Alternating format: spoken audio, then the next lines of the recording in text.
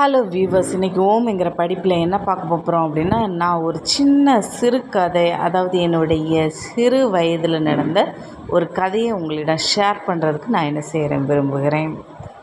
சரி, என்ன கதை அப்படின்னு சொல்லி இங்கே கேட்குறீங்களா?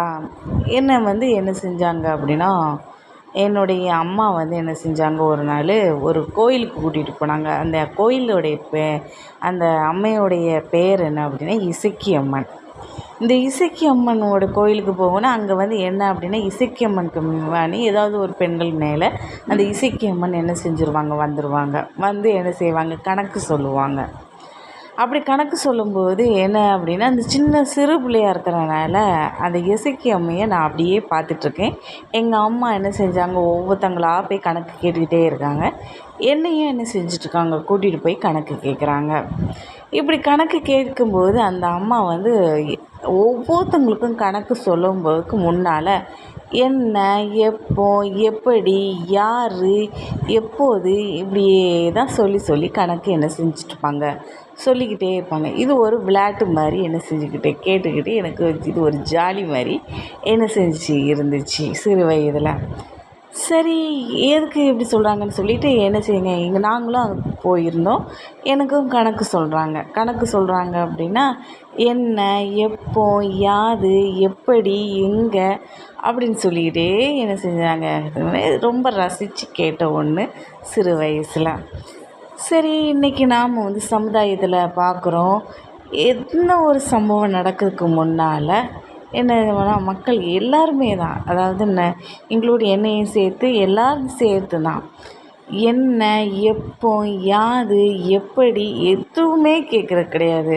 கமந்தா பூமி நிமிந்தா வானம் அப்படின்னு சொல்லிக்கிட்டு எப்படி என்ன செய்கிறது, நம்மளுடைய வாழ்க்கையை ஓட்டிக்கிட்டே போயிட்டே இருக்கிறது.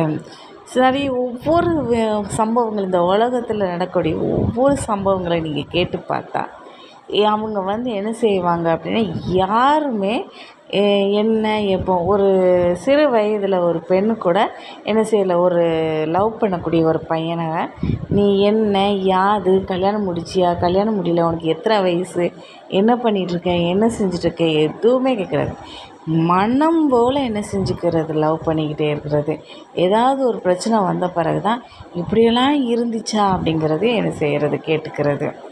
இதெல்லாம் என்ன செய்கிறது அப்படின்னா, இந்த மாதிரி எந்த ஒரு விஷயம், இது ஒரு சின்ன ஒரு பிரச்சனை, அதே சமயம் எந்த ஒரு பிரச்சனை எடுத்தாலும் என்ன, எப்போ, யாது, எப்படி இப்படி எதுவுமே கேட்கக்கூடாது. இதெல்லாம் கேட்கக்கூடாமல் என்ன செய்கிறது, ஏதாவது ஒரு என்ன செஞ்சுக்கிறது, ஒரு கெடுதலான ஒரு விஷயத்தில் மாட்டிக்கிறது. இந்த மாதிரி மாட்டிக்கிறதுக்கு முன்னால் நம்மளுடைய எச்சரிக்கையாக இந்த மாதிரி விஷயங்களை என்ன செஞ்சுக்கணும்.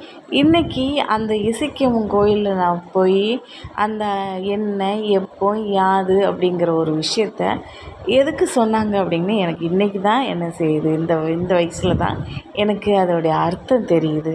அந்த காலத்திலேயே என்ன செஞ்சுருக்காங்க, என்ன, எப்போ, எப்படி, எங்கே, யாது இப்படியே என்ன செஞ்சுருக்காங்க கேட்டு நல்ல அறிவாக இருந்த பிறகு தான் ஒரு விஷயத்த முடிவு பண்ணுவாங்களாம். ஆனால் இன்றைக்கி அப்படி இல்லை. ஏதோ ஒரு விதத்தில் நீ என்னவோ உனக்கு நான் என்ன செய்வேன் அப்படிங்கிற ஒரு மனநிலையை யாரும் என்ன செய்ய வளர்த்துக்க கூடாது அப்படிங்கிறதுக்காக தான் இந்த பதிவு. சரி வியூவர்ஸ், இன்றைக்கி ஓம்ங்கிற படிப்பில் நான் இது என்ன, எப்போ, யாது, எப்படின்னு சொல்லி கேட்க பழகுங்க. சரி வியூவர்ஸ், வணக்கம்.